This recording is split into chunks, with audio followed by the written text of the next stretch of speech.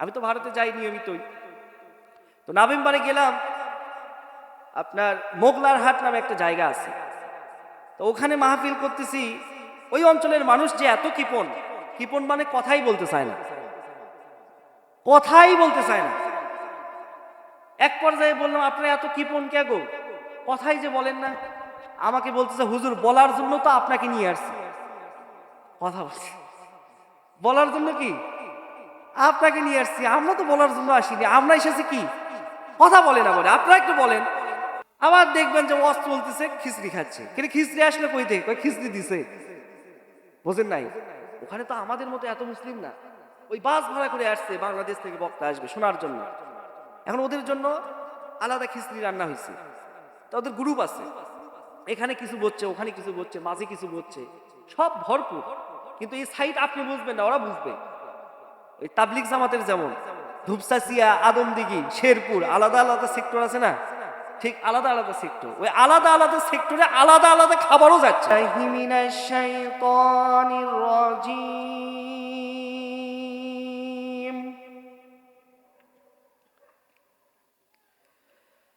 বিসমিল্লাহির রহমানির রহিম।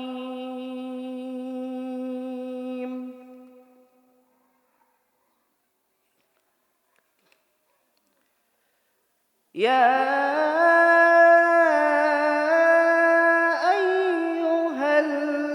আইয়ুহাল্লাযীনা আমানু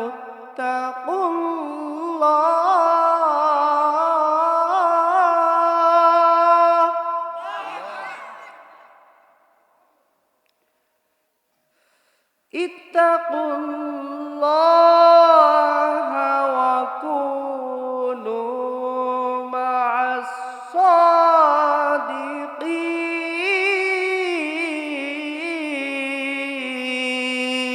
সাদিকিন।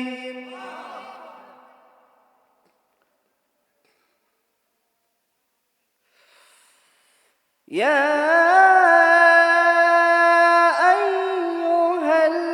আইয়ুহাল্লাযীনা আমানু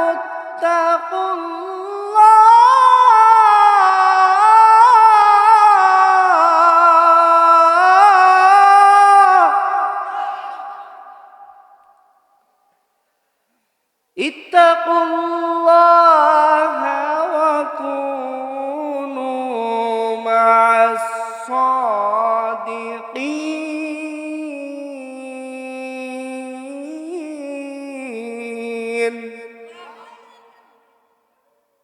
وقال الله تعالى في شان رسول الله صلى الله عليه وسلم إن الله وملائكته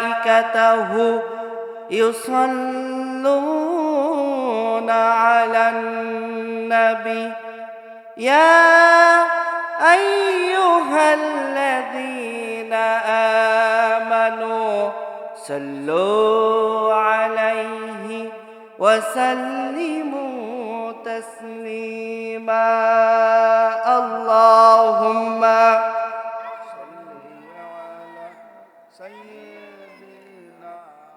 مولانا محمد وعلى آل سيدنا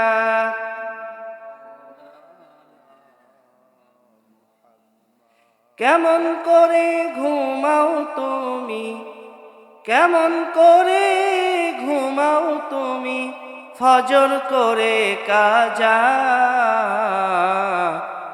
এমনও তো হতে পারে জহরে জানাজা। ঠিক কিনা? যদি ফজরের নামাজ কাজা করে ঘুমিয়ে পড়ি আর জহরের পূর্বে যদি আমাদের মৃত্যু হয়ে যায়, জহরের সময় বাঁশ কাটা হবে, কবর খনন করা হতে পারে কিনা?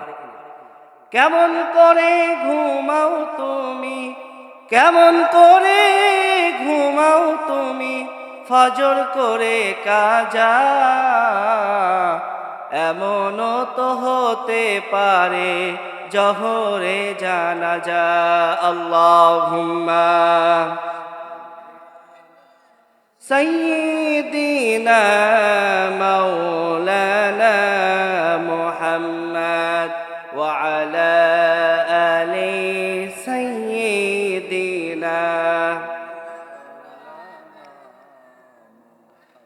بلغ العلا بكماله كشف الدجى بجماله حسنت جميع خصاله صلوا عليه وآله الحمد لله رب العالمين জনাব সভাপতি হযরত মাওলানা মোহাম্মদ নাজির উদ্দিন শিক্ষক কল্যাণী উচ্চ বিদ্যালয় আল্লাহ পাক তার এই গোলামকে এই মাহফিলের জন্য কবুল আর মঞ্জুর করুন। জোরে বলেন আমিন। আরো জোরে বলেন। কারোর জন্য দোয়া করলে গুনাহ হবে? আমাদের কোনো ক্ষতি হবে? বরং নবীজি বলেছেন কেউ যখন কারোর জন্য দোয়া করে আল্লাহ পাক বলেন বান্দার প্রয়োজন থাকা সত্ত্বেও যখন অন্যর জন্য দোয়া করেছে এর মানে হচ্ছে ওই বান্দার কোনো অহংকার নেই। আর যে ব্যক্তির কোনো অহংকার নেই তাকে আমি আল্লাহ পাক ভালোবাসি।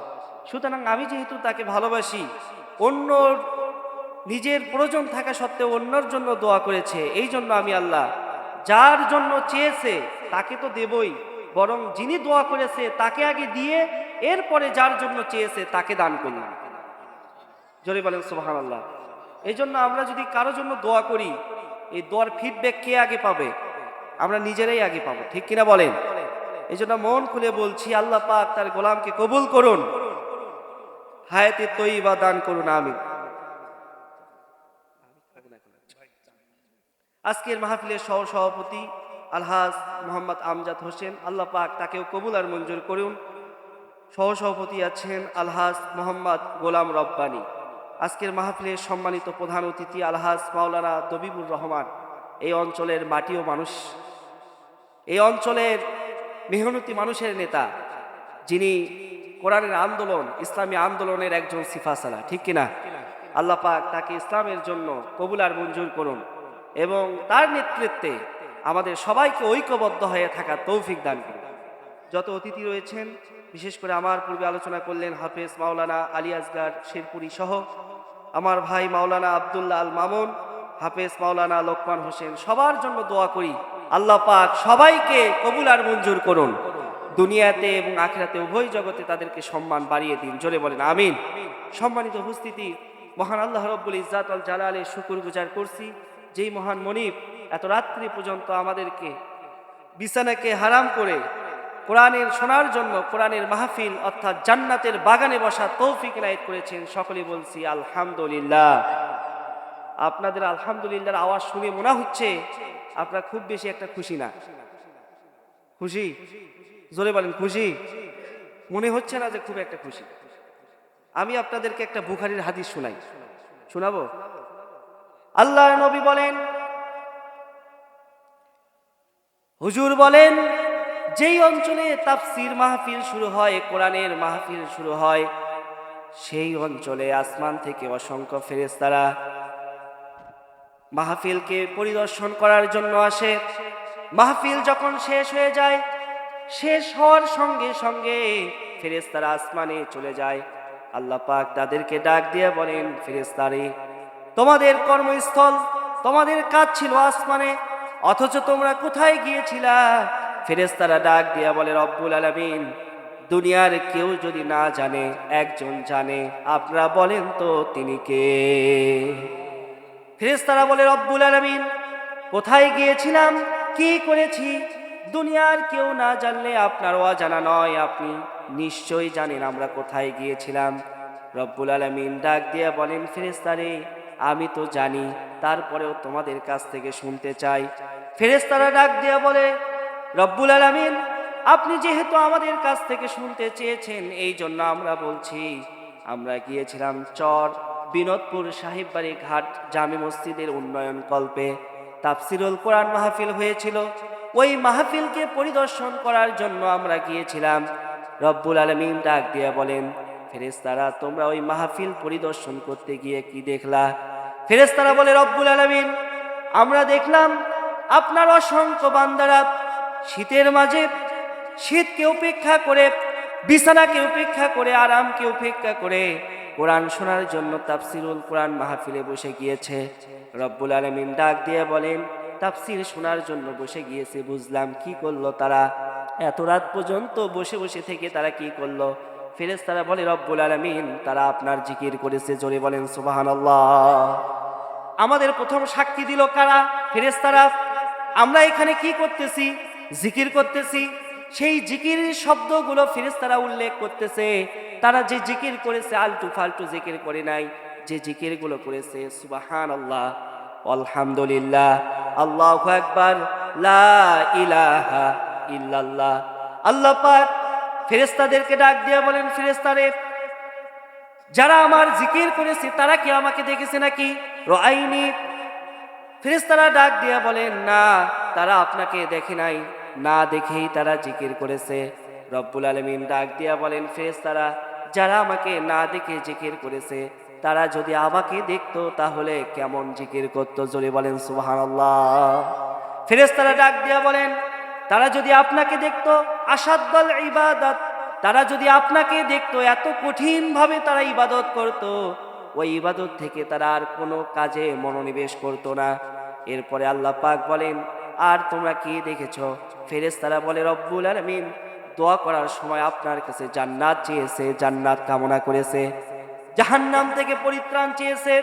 আল্লাহ পাক ডাক দেয়া বলেন, যেই জান্নাত তারা দেখেছে চেয়েছে সেই জান্নাত কি তারা দেখেছে নাকি? ফেরেশতারা ডাক দেয়া বলেন, না, জান্নাত দেখে নাই, কারণ জান্নাত তো বেঁচে থাকতে দেখার কোনো সুযোগ নেই, সুতরাং জান্নাত দেখার কোনো প্রশ্ন আসে না। আল্লাহ পাক বলেন, জান্নাত দেখে নাই কিসের ভিত্তিতে তারা চেয়েছে? ফেরেশতারা ডাক দেয়া বলে রব্বুল আলামিন আপনি কোরআনে জান্নাতের বর্ণনা করেছেন, হাদিসের ভিতরে রাসূলুল্লাহ জান্নাতের বর্ণনা দিয়েছে। জান্নাত সুখের জায়গা। দুনিয়ার জীবনে যারা আপনার ইবাদত করবে তারা অনন্তকাল সুখে থাকবে। After life update, eternal life, successful life, এই জীবনে তারা সফলভাবে থাকবে চিরন্তদিন। এই সমস্ত কথা কোরআনে শুনেছে, কোরআনে দেখেছে, হাদিস থেকে শুনেছে, হাদিসে দেখেছে, তার উপর ভিত্তি করে তারা জান্নাত কামনা করেছে। রব্বুল আলামিন বলেন, তারা কি জান্নাত দেখেছে? না, জান্নাত দেখে নাই। জান্নাত না দেখেই যদি জান্নাত এমন কঠিন ভাবে তারা চায়, যদি তারা জান্নাত দেখতো তাহলে কেমন হতো? ফেরেশতারা ডাক দিয়ে বলে, যদি তারা জান্নাত দেখতো কখনোই তারা জান্নাত ছাড়া অন্য কোনো কিছু কামনা করতো না। এরপরে কি করেছে? ফেরেশতারা বলে জাহান্নাম থেকে পরিত্রাণ চেয়েছে। জাহান্নাম কি তারা দেখেছে নাকি? না, তারা জাহান্নাম দেখে নাই। যদি জাহান্নাম দেখতো তাহলে কি করত? ফেরেশতারা বলে রব্বুল আলামিন যদি তারা জাহান্নাম দেখতো তাহলে এমন কোনো কাজ তারা করতো না যেই কাজ করলে তাদেরকে জাহান্নামের দিকে যেতে হবে। ওই কাজ থেকে তারা দূরে থাকতো। পৃথিবীর সব কাজ তারা করত, কিন্তু আপনার কোনো নাফরমানি করতো না, রাসূলুল্লাহর নিয়মের কোনো বাহিরে তারা যেত না। যদি জাহান্নাম তারা স্বচক্ষে দেখতো। আল্লাহ পাক বলেন, ফেরেশতারা যারা জাহান্নাম না দেখেই জাহান্নাম থেকে পরিত্রাণ চেয়েছে, জান্নাত না দেখেই জান্নাত আমার কাছে কামনা করেছে, আমি আল্লাহকে না দেখেই যারা আমি আল্লাহর জিকির করেছে, তোমরা সাক্ষী থেকো। ওই মাহফিলে যারা শোনার জন্য গিয়েছে এবং বলার জন্য এসেছে, উভয়কে আমি আল্লাহ রব্বুল আলামিন তোমাদের সাক্ষী রেখে কদ গফারতু, আমি আল্লাহ তাদের সবার জীবনের গুনাহগুলো ক্ষমা করে দিয়ে দিলাম। জোরে বলেন সুবহানাল্লাহ। এবার বলেন তো, এখানে এসে কি আমাদের লস হয়েছে? আরো জোরে বলেন, লস হয়েছে? তা লসে পড়েছে কারা? যারা এসেছে না যারা আসে নাই? যারা আসে নাই তারা লসে পড়েছে। সুতরাং আগামী একটি বছর, আগামী বছরের মাঝে আর কিন্তু এই এলাকায় কোরআনের মাহফিল বসবে। একটা বছর যদি হায়াত আল্লাহ আমাদেরকে দেন তাহলে পাবো, যদি আল্লাহ হায়াতে না রাখেন তাহলে এই সুযোগ কিন্তু আর আমরা পাবো, জোরে বলেন, পাবো না। সুতরাং আমি আপনাদেরকে বিনয়ের সাথে বলবো, যারা বাহিরে আছেন দ্রুত চলে আসেন। আরেকটু অনুরোধ করি, যে যেখানে আছেন আপনাদের মাহফিলেই আসা উচিত, কারণ আপনারা মেজবান, আমরা হচ্ছে কি মেহমান। তো কোরআনের দাওয়াত দিয়েছেন, সেই দাওয়াতে যদি আপনারা নিজেরাই উপস্থিত না হন, কিয়ামতের দিন কি জবাব দেবেন?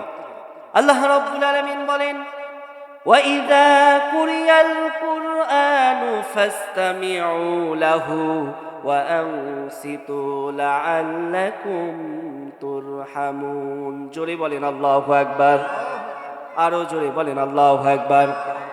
আল্লাহর নবী বলেন, কেউ যখন কোরআন শোনে, কোরআন শোনার পর হৃদয় থেকে হৃদয় নিংড়ানো ভালোবাসা দিয়া যদি আল্লাহর নাম বলে, আমি নবীজি বললাম, বাইনাস সামাওয়াতি ওয়াল আর, আকাশ এবং জমিনের মাঝে যত ফাঁকা জায়গা থাকবে সমস্ত ফাঁকা জায়গা পরিমাণ সব ওই বান্দার আমলনামায় আল্লাহ পাক লিখে দেবেন।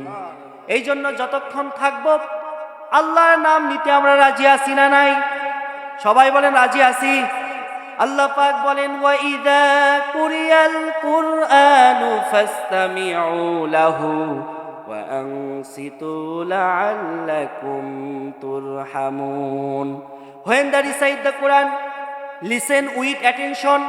আল্লাহ পাক বলেন, যেখানেই কোরআন তেলাওয়াত হয়, যেই জায়গাতেই কোরআন তেলাওয়াত করা হয়, সেই জায়গাতেই তোমাদের জন্য দুইটা হুকুম করলাম, ফাসতামিউ লাহু ওয়া আনসিতু। আল্লাহ পাক আমরের সিগা বসায়া দিলেন, রব্বুল আলামিন জানায়া দিলেন, তোমাদের জন্য শোনা ওয়াজিব, মনোযোগ দেওয়া ওয়াজিব। কয়টা কথা? শুনলে শুধু হবে না, মনোযোগও থাকতে হবে, ঠিক কিনা? লিসেন উইথ অ্যাটেনশন, মনোযোগের সাথে শুনতে হবে। আপনি যদি শুধু শোনেন, মনোযোগ যদি বাদ পড়ে, আল্লাহর হুকুম যদি আপনি না মানেন, সওয়াব হবে না গুনাহ হবে? কথা বলেন। তাহলে কোরআনের মাহফিল দিয়ে আপনি যদি মনোযোগে না শোনেন, আপনি মনে করতেছেন আমি তো ঘর থেকেই শুনতেছি, আরে শুনতেছেন, কিন্তু আপনি পরিষ্কারভাবে যদি না শুনতে পারেন, মনোযোগ যদি আপনি না থাকে, অ্যাবসেন্ট মাইন্ড হন, তাহলে সবের পরিবর্তনে আপনার কি হবে? কথাকার আল্লাহ। পক্ষান্তরে যারা কোরআন মনোযোগ দিয়ে শুনবে তাদের ব্যাপারে আল্লাহ কি বলছেন? আল্লাহ রাব্বুল আলামিন বলেন, ইন্নামাল মুমিনুনা আল্লাযীনা ইযা যুকিরাল্লাহু ওয়াজিলাত কুলুবুহুম ওয়া ইযা তুলিয়াত আলাইহিম আয়াতুহু যাদাতুহুম ঈমানাও ওয়া আলা রাব্বিহিম ইয়াতাওয়াক্কালুন। জোরে বলেন আল্লাহু আকবার। আল্লাহ পাক বলেন, মুমিনরা যখনই কোরআন শোনে, যখনই কোরআন তেলাওয়াত করে, আমি আল্লাহ রব্বুল আলামিন তাদের ঈমান যা আছে ওই ঈমানকে আমি আল্লাহ রব্বুল আলামিন আরো বাড়ায়া দেই। তাহলে কোরআন যারা শুনতে এসেছে তাদের জীবনের গুনাহ মাফ হয়ে যাবে, ঈমান যা আছে সেই ঈমানকে আরো আল্লাহ পাক বৃদ্ধি করে দেবেন, ঠিক কিনা? পক্ষান্তরে যারা কোরআন শুনতে আসে নাই, তাদের ঈমান তো থাকা দূরের কথা, গুনাহ আরো বেশি হচ্ছে, ঠিক না? এই জন্য আল্লাহ পাক আমাদেরকে ওই সমস্ত কাজ থেকে কোরআন শোনার জন্য এনেছেন। আমরা আবারও খুশি হয়ে বলছি আলহামদুলিল্লাহ। দরুদ ও সালাম পেশ করছি মানবতার মুক্তিদূত সাইয়্যিদুল মুরসালিন খাতামুন নবিয়্যিন, যিনি আমাদের একমাত্র নেতা, একমাত্র আদর্শ। নাম কি? সবাই বলেন মুহাম্মাদুর সাল্লাল্লাহু। খুব সংক্ষিপ্ত আমি আপনাদের সামনে কথা বলবো, যেহেতু সূরা তাওবার 119 নম্বর আয়াত, ছোট্ট একটা আয়াত তেলাওয়াত করেছি, কারণ আমি জানি মানুষ আপনারা অল্প, বেশি যদি লম্বা চওড়া আলোচনা করি একেবারে যা আছে বলবে হুজুর আপনি থাকেন, চলে গেলাম, ঠিক না? হ্যাঁ, আপনার কথা বলছেন না কেন? ওই নাকি ওই রকম করবেন। দক্ষিণ দিনাজপুর এই যে নভেম্বরে গিয়েছিলাম, আমি তো ভারতে যাই নিয়মিতই, তো নভেম্বরে গেলাম, আপনার মোগলার হাট নামে একটা জায়গা আছে, তো ওখানে মাহফিল করতেছি। ওই অঞ্চলের মানুষ যে এত কৃপণ, কৃপণ মানে কথাই বলতে চায় না, কথাই বলতে চায় না। এক পর্যায়ে বললাম, আপনারা এত কৃপণ কে গো, কথাই যে বলেন না। আমাকে বলতেছে, হুজুর বলার জন্য তো আপনাকে নিয়ে আসছি। কথা বলছি, বলার জন্য কি আপনাকে নিয়ে আসছি? আমরা তো বলার জন্য আসিনি, আমরা এসেছি কি কথা বলে না বলে। আপনারা একটু বলেন, আমরা এসেছি শোনার জন্য, আর বলার জন্য এসেছে কে? তা আপনারা বলেন। এরকম আপনারা করতেছেন নাকি? আপনারা তো অ্যাক্টিভ আছেন, আলহামদুলিল্লাহ বলেন। আবার দেখবেন যে ওয়াজ চলতেছে, খিচড়ি খাচ্ছে। কিন্তু খিচড়ি আসলে কই থেকে? কই খিচড়ি দিছে, বোঝেন নাই? ওখানে তো আমাদের মতো এত মুসলিম না, ওই বাস ভাড়া করে আসছে, বাংলাদেশ থেকে বক্তা আসবে শোনার জন্য। এখন ওদের জন্য আলাদা খিচড়ি রান্না হয়েছে, তো ওদের গ্রুপ আছে, এখানে কিছু বলছে, ওখানে কিছু বলছে, মাঝে কিছু বলছে, সব ভরপুর। কিন্তু এই সাইড আপনি বুঝবেন না, ওরা বুঝবে। ওই তাবলিগ জামাতের যেমন ধূপসাচিয়া, আদমদিঘি, শেরপুর আলাদা আলাদা সেক্টর আছে না, ঠিক আলাদা আলাদা সেক্টর। ওই আলাদা আলাদা সেক্টরে আলাদা আলাদা খাবারও যাচ্ছে। আমি বক্তা খাওয়ার সুযোগ নাই, খালি দেখার সুযোগ আছে। কথা বলছেন না। মানে আমাকে তো আগে সিগন্যাল দিছে যে বলার জন্য আপনি আসছেন, আর শোনার জন্য কি। এখন আমরা শুনবো, খাই দাই যা ইচ্ছা করি, আপনি খালি বলে যান। তো যাই হোক, আল্লাহ আমাদের সবাইকে কবুল করুক, জোরে বলেন আমিন। ভাইরা আমার, সূরা তওবার 119 নম্বর আয়াত তেলাওয়াত করেছি। আয়াত ছোট, কিন্তু কোরআনের প্রত্যেকটি শব্দের মধ্যে হাজার হাজার কথা লুকিয়ে আছে। কথা কে বলছে? আল্লাহ পাক বলছে। আল্লাহ পাক বলেন যে কোরআন এমন একটি কোরআন, এই কিতাবের যদি একটি শব্দ তোমরা ব্যাখ্যা করতে চাও, দুনিয়ার সমস্ত পানিকে যদি একত্রিত করো, একত্রিত করে যদি তোমরা কালি বানাও, আর যে গাছ আমি দিয়েছি এই গাছগুলো দিয়ে যদি তোমরা কলম বানাও, এই গাছ নামক কলম দিয়ে তোমরা লিখতে লিখতে সমস্ত পানি নামক কালি শেষ হয়ে যাবে, এরপরে গাছ নামক কলম ক্ষয় হয়ে যাবে, এরপরেও আমার কালামের ব্যাখ্যা লেখা শেষ হবে না। কুল্লাউ কানাল বাহরু মিদাদাল লিকালিমাত রব্বি লানাফিদাল বাহরু ক্বাবলা আন তানফাদা কালিমাতু রব্বি ওয়ালাউ জিনা বিমিসলিহি মাদাদা। শেষ হবে না, সেই হচ্ছে কোরআন। আমি আপনাদের সামনে সূরা তওবার কত নাম্বার আয়াত বলেছি? 119 নাম্বার আয়াত। এখান থেকে আমরা কিছু কথা শুনবো। আল্লাহ রাব্বুল আলামিন বলেন, পানি পড়ে কেন? নাকি আপনাদের পড়তেছে না? পানি কি শুধু আমার পড়তেছে নাকি? হ্যাঁ, আপনাদেরও পড়তেছে? মানে আপনাদেরও পড়তেছে? আগে বলেন আপনাদের পড়তেছে কিনা। তাহলে ঠিক আছে, বক্তাও যেমন শ্রোতাও যেমন। খালি আমি একা কষ্ট করবো কি? আপনারাও করেন। আলহামদুলিল্লাহ, জোরে বলেন আলহামদুলিল্লাহ। থাকবেন তো ইনশাআল্লাহ? অনেক কথা আছে ইনশাআল্লাহ, আস্তে আস্তে বলবো। আল্লাহ রাব্বুল আলামিন বলেন, ইয়া আইয়ুহাল্লাযীনা আমানুত্তাকুল্লাহা ওয়া কুনু মা'আস সাদিকিন। জোরে বলেন আল্লাহু আকবার। আল্লাহ পাক বলেন, হে ঈমানদারগণেরা, খুব ভালো করে বুঝেন, এই দুনিয়ার অনেক মানুষ আছে, আল্লাহ সবাইকে ডাক দেয় নাই। আল্লাহ ডাক দিয়েছে তাদেরকে যারা ঈমান এনেছে। ঈমান কিসের নাম? বুখারী শরীফের হাদিসে এসেছে, মুসলিম শরীফে এসেছে, মিশকাত শরীফের 4 নম্বর হাদিসে এসেছে। হুজুর মসজিদে নববীতে বসে আছেন, ঠিক ওই সময় জিবরাইল আলাইহিস সালাম আসলেন। যেই দরজা দিয়ে এসেছিলেন সেই দরজার নাম বাবে জিবরাইল। হুজুর সাল্লাল্লাহু আলাইহি সাল্লাম যেখানে শুয়ে আছেন তার পায়ের পিছনে, পায়ের পাশেই একটা দরজা, ওই দরজাকে বলা হয় পায়ের সাইডে যেই দরজা, ওই দরজাকে বলা হয় বাবে জিবরাইল। ওই দরজা দিয়ে এসে হুজুরকে মানুষের আকৃতিতে প্রশ্ন করলেন, আনিল ঈমান, আনিল ইসলাম, আনিল ইহসান। প্রশ্ন করছে কয়টা? এর মধ্যে কি আছে? আনিল ঈমান। ঈমান কি? ঈমান কি? আমার নবীজি ঈমানের ব্যাখ্যায় যেই জবাব দিয়েছে সেই কথা আমি আপনাদেরকে বলছি, যারা পারেন আমার সঙ্গে ঠোঁট মিলিয়ে পড়েন।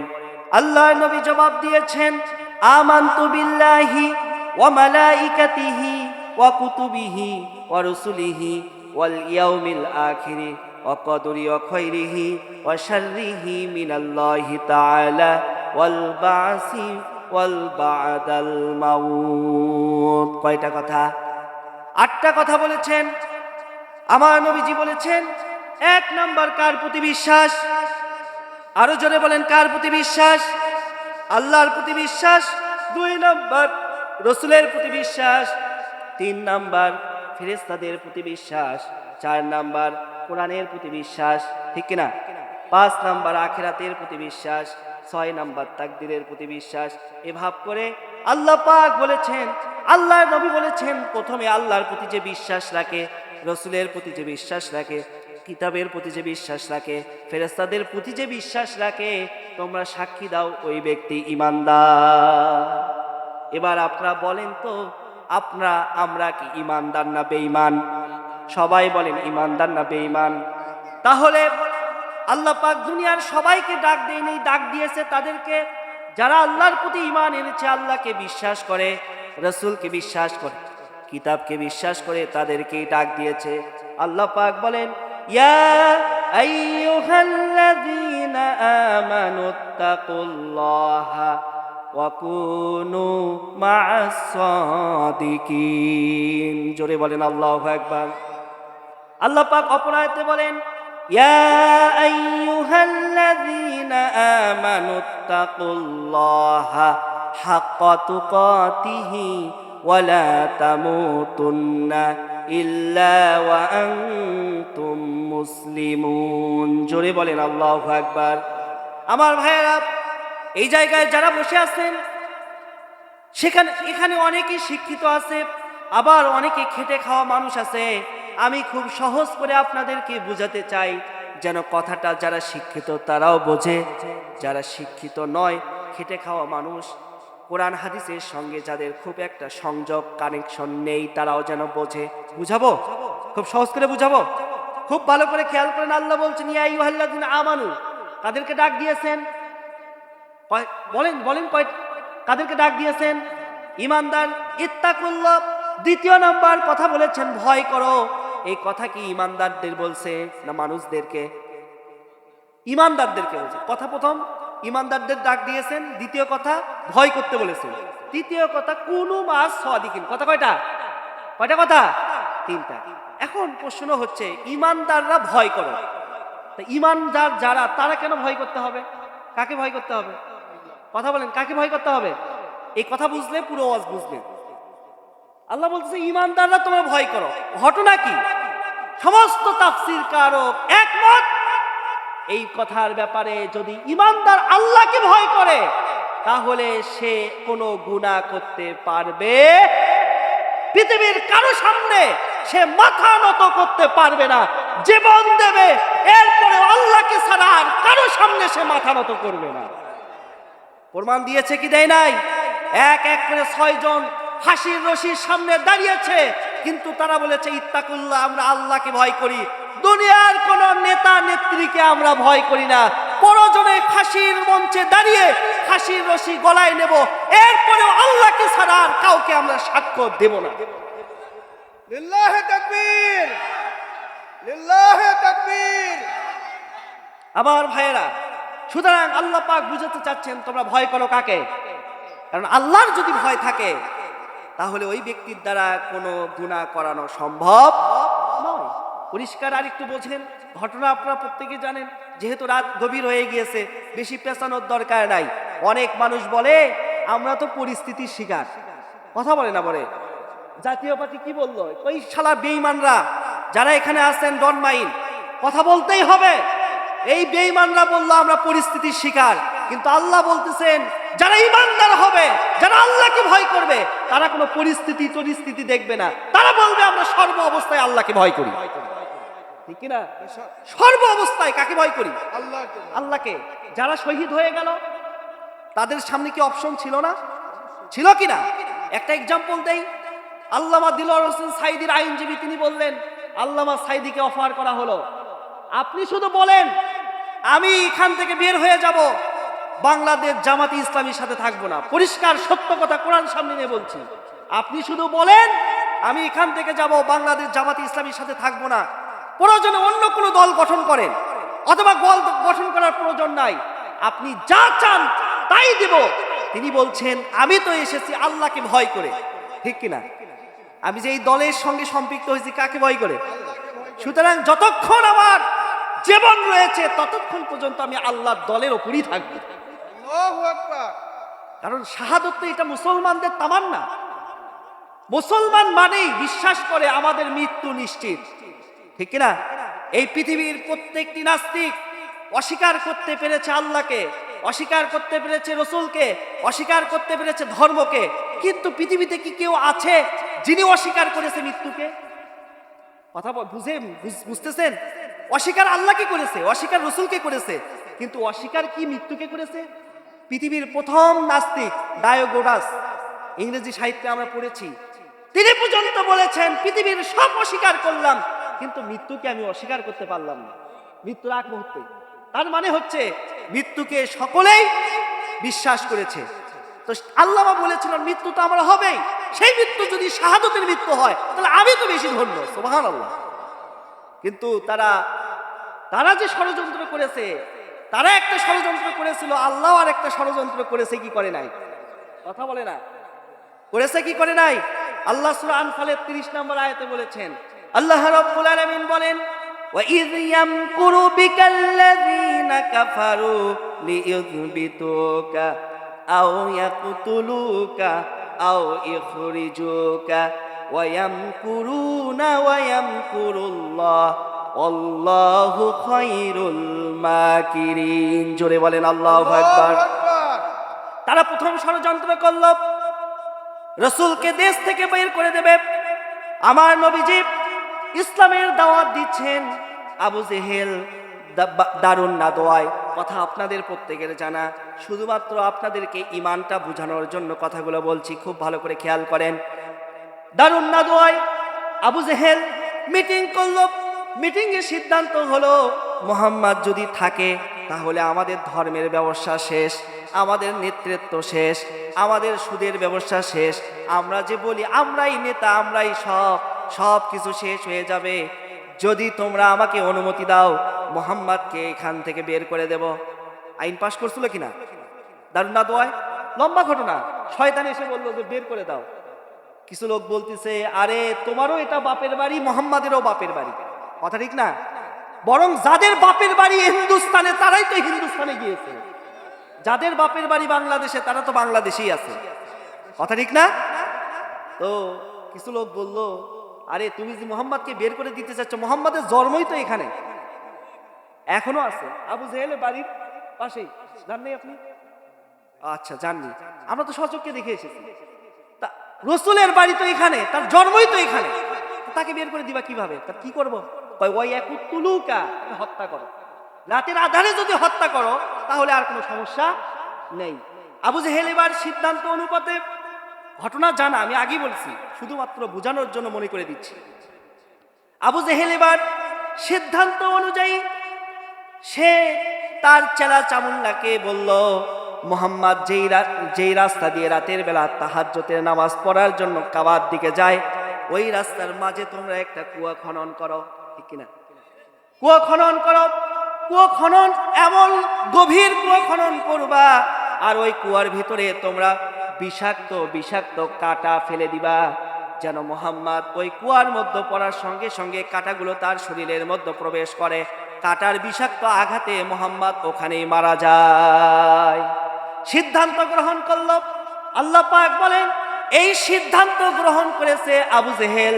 ওয়ামা কারু ওয়ামা কারাল্লাহ আল্লাহু খায়রুল মাকিরিন। আবু জেহেল সিদ্ধান্ত গ্রহণ করেছে, আল্লাহ একটা সিদ্ধান্ত গ্রহণ করেছে। বলেন তো দেখি কার সিদ্ধান্ত বাস্তবায়ন হবে? জোরে বলেন, কার সিদ্ধান্ত?